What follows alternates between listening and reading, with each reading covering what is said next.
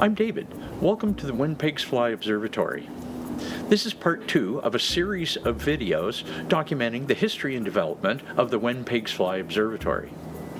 In this episode, we'll be seeing the progression of events, including the organizing materials, the building of the paver base, as well as the SkyShed POD itself. We hope you'll enjoy the show. I'd like to take a moment to explain the voiceover format that I'm using for the production of this video. Until recently, I hadn't recorded a lot of the observatory processes using video, and I'll admit I haven't been as diligent about it as I could have been. Being a solo effort, I was more concerned about building things rather than documenting them. As a result, I've had to sift through thousands of images in order to produce this story, and do it in a way that's somewhat chronological. I hope you're enjoying the story.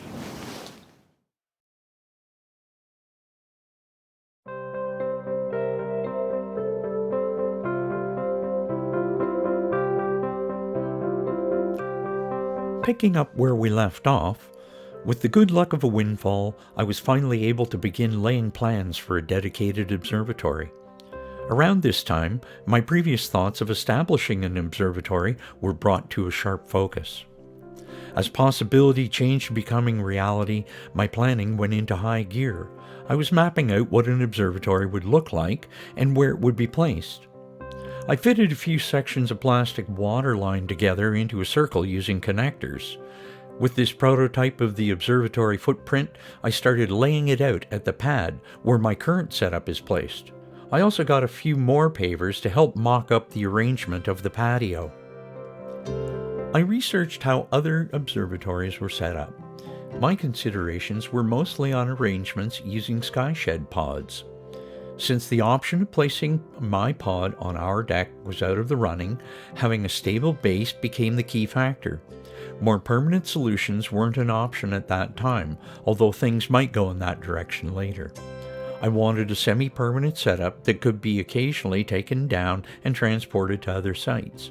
My telescope would mainly be set up in the SkyShed pod, but I wanted the flexibility as well. While a permanent pier would be nice, it wasn't in the budget then. After a decade without one, I don't really consider it as a requirement anymore.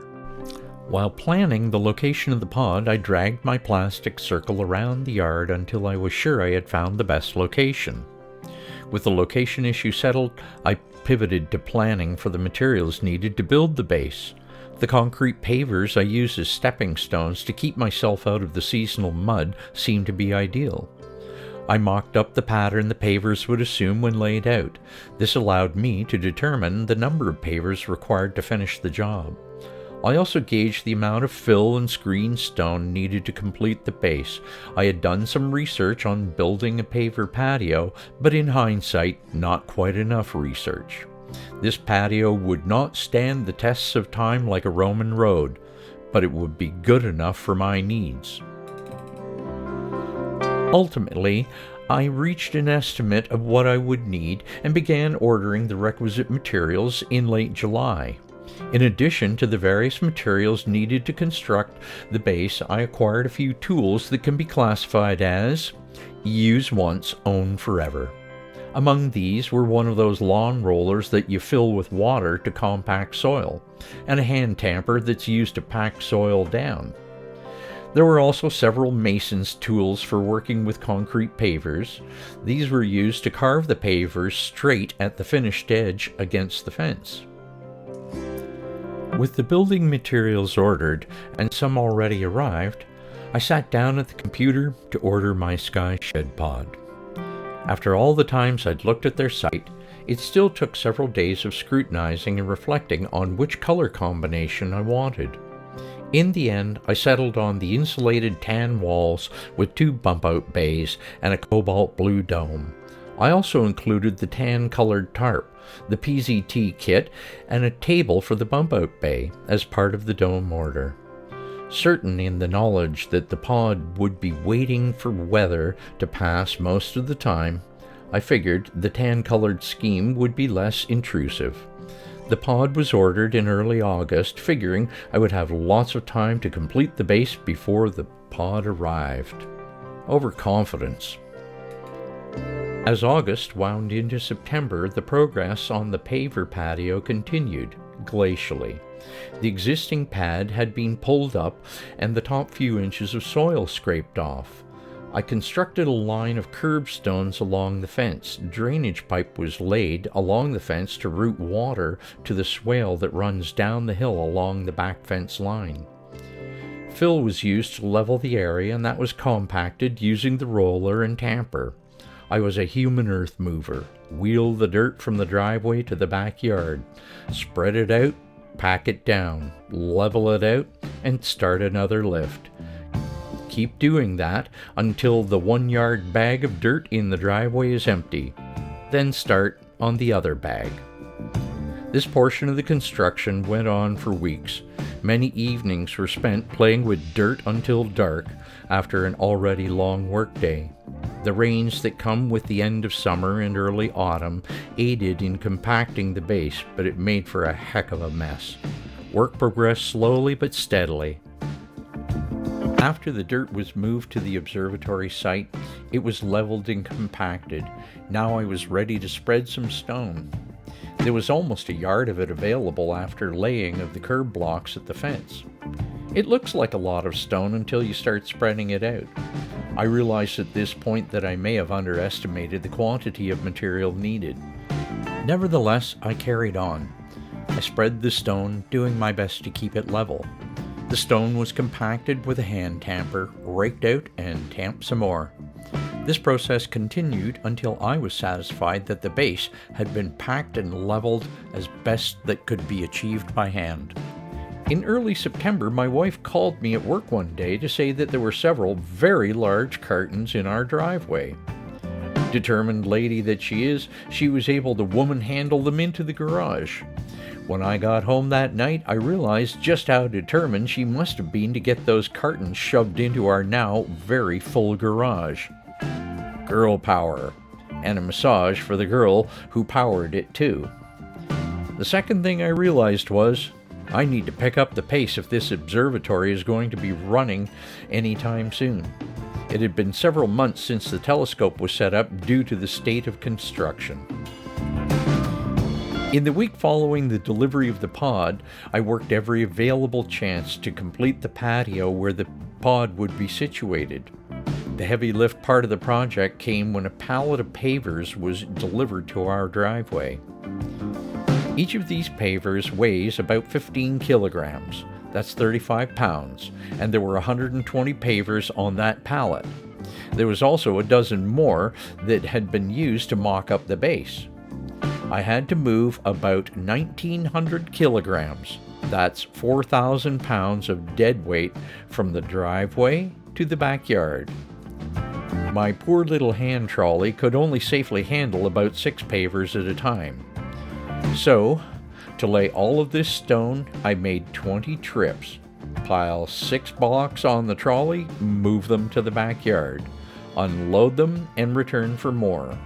That was a very long and tiring day of moving concrete. With all the pavers staged in the yard, it was time to finish with the planning.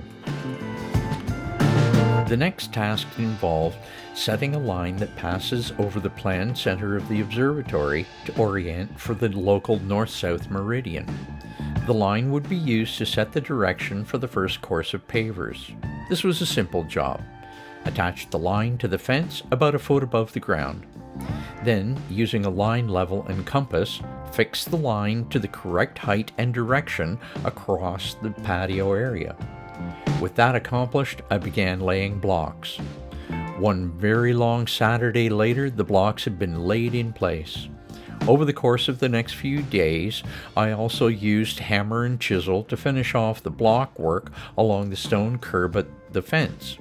In total, it took about 5 days to complete the stonework. To be honest though, after 10 years, it never really looks finished. After single-handedly moving roughly 3,600 kilograms, that's 8,000 pounds of dirt, crushed stone, and concrete pavers, I finally had something on the ground that I could proudly put a pod on. Just a quick aside here, for the experienced patio people among you, you'll have noticed that I neglected to do one important thing to prepare the site. I didn't put down a ground cloth before laying other materials for the patio. This oversight has haunted me over the years. The ground has shifted over time. With the patio base completed, it was time to work on the SkyShed pod. The large cartons containing the SkyShed pod parts were still stowed in the garage. With the patio completed, it was again time for more heavy lifting. So I spent an evening breaking into those cartons and moving all the pod parts to the backyard. I'd originally attempted to enlist a few astropals to help assemble the pod, but that didn't pan out as hoped. In the end, it was up to me to make the magic happen again. After multiple viewings of the provided video on constructing a SkyShed pod, I set out to build mine. But first, I put on the hat. The obvious starting point for constructing my SkyShed pod was to get the walls in place. The first phase of assembly took about 15 minutes to place the walls and bump out bays. There was some jostling and jouncing as I centered the pod onto the finished patio. After all, there wouldn't be another chance in the foreseeable future, so now was the time to get it right. Part of the process of establishing the walls is to ensure that they are as circular as possible, allowing smooth rotation of the dome later. Knowing the inside diameter at the base of the walls, I cut a 2x4 to length and placed it on the floor inside the walls. Then I slowly rotated the 2x4 in a circle while nudging the walls into place until the pod was shaped into a circle. It only took a few minutes to complete those tasks, and voila, I had the first part of the pod completed. The last thing to be done was to make sure that it stayed on the foundation. A set of 12 40 centimeter or 16-inch long lag bolts were needed, 2 per wall, door, and bump out section to secure it to the patio. A 20 millimeter, 3/4 inch hole was drilled through the concrete paver and into the underlying substrate, using the preformed holes at the base of the walls as a guide. Then a lag bolt with a washer was driven into the hole until it lightly came down onto the wall section. I continued to set bolts on the opposing sides of the dome, checking the base for roundness with my trusty 2x4 as I went, until all 12 of the lag bolts were set in place. Before cinching the bolts down, I put some closed foam bead around the perimeter under the walls and used the self-leveling caulking to waterproof the base of the pod. Finally, I finished driving home the lag bolts to secure the pod to the base of the patio surface. As I see it, if the wind ever blows this pod away, then I've really got bigger problems already. For the record, there have been about a dozen windstorms, some with very high winds, including the recent 3-day Christmas windstorm, and the pod is unmoved by their natural fury. Despite multiple viewings of the instruction video, I was still in a bit of a gray area to see how all of these dome parts fit together. But I pressed on, and slowly, the large piles of parts from the pod boxes began to come together. Most of the SkyShed pod dome parts are represented by the largest pieces that make up the dome halves. The dome halves are comprised of 2 quarter sections that are bolted together. There's a foam strip that lines the interlocking sections of where the dome quarters fit together. I dry fit these sections a few times to be sure that I understood how the assembly was supposed to look. The dry fit to final fit approach was time consuming but rewarding when it all came together when the work was completed. Like eating an elephant, I followed the instructions and took it a bite at a time.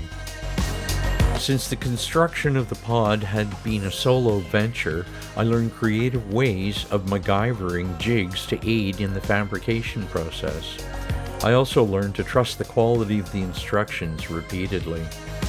As the pieces came together, the installation of various parts at each stage were straightforward. Collectively, the assembled sections got larger and more cumbersome to handle as a one-man operation. One of the most important milestones was the moment when the 2 dome halves were nested together. for the first time. It was a great blue dome, a very satisfying moment. Now it was really real. I had an observatory. It took several days to finish construction of the dome house, from assembly until final caulking was applied. Until now, it had been just me doing all the heaving and lifting, but as I looked at the completed outer and inner dome sections, I realized I was going to need help to lift these things up onto the wall. Luckily, my neighbor, who is the pride of Newfoundland as far as I'm concerned, was able to help me out. Between the two of us, it took about 10 minutes to get the outer dome up on the walls and the brackets attached. 10 minutes after that, the inner dome was up and the pivot bolts fastened. The SkyShed pod was assembled on a solid foundation. The Murforth Manor Observatory was practically ready to start setting up shop. See the link in the description below to a video on how I named the observatory. I was excited to finally realize this dream, and before I did anything else, brought the tripod out to the SkyShed. It was a stirring moment to see it set up inside the SkyShed pod for the first time. Getting the tripod placed for the first time also served in a practical sense for the next task. During my research into personal observatories, I came across one recommendation time and again. That being, putting some sort of cushioned floor into an observatory was important in that it's the last resort to avoiding damaged equipment from a fall. Yes, I know we're all more careful than that, but we also know it happens. Better a rubber mat than concrete floor for when those accidents do happen. I needed to fit the floor to the inside of the footprint of the pod as part of the finishing touches. A 1 meter by 1 meter, approximately 3 foot by 3 foot rubber material with perforated holes spaced out over the entire area was chosen to suit this purpose. The mats interlocked at the edges to allow expanding it to larger areas. I used 9 mats in a 3 by 3 grid to cover the floor. A large-scale compass was fashioned from some leftover lumber and used to cut the rubber mats to the correct diameter for the pod floor. The rubber floor was moved into the pod and the holes corresponding to the tripod feet were cut into the rubber mat, allowing the tripod to rest directly on the hockey pucks used as shock pads. It's a Canadian thing, eh? The tripod was leveled and oriented to north, readying it for the rest of the telescope to arrive. Before christening the observatory, red and white LED rope lights were installed around the base of the pod. I also placed reflective direction markers at the cardinal points around the perimeter. After many years of dreaming of an observatory, I had mostly a working observatory by the end of that night. Luck was in my favor as the weather remained clear for several nights after the completion of the SkyShed pod. I used those long, clear first light nights to dial in the polar alignment. During those sessions, I took full advantage of the wonderful opportunity to be up and running in 10 minutes and to also close in 10 minutes, lock up, and walk away until the next time. All through those first sessions in the observatory and subsequent sessions, minor improvements have been introduced. During this journey, there have been several variations on the theme. The annual ritual of cleaning the observatory is like a treasure hunt for those little things that end up falling to the floor.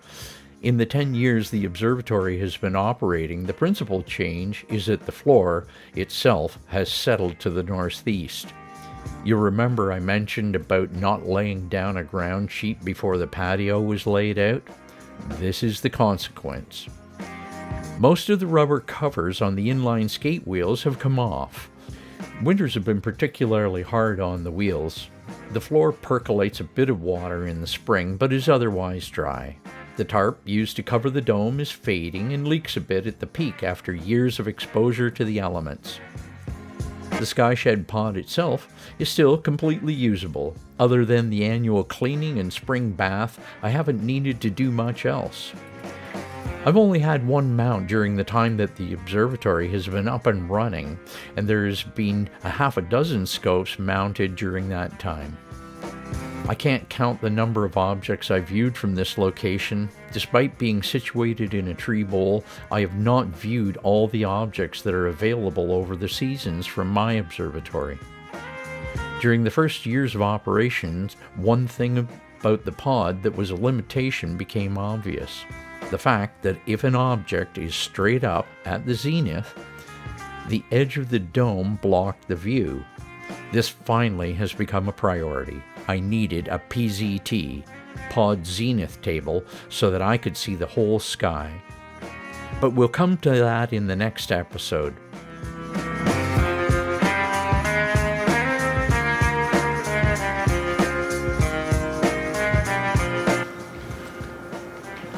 Thanks for watching this episode. In part 3, we'll see how the pod zenith table was built. Please like and share if you enjoyed the video, and we'll see you at the observatory next time.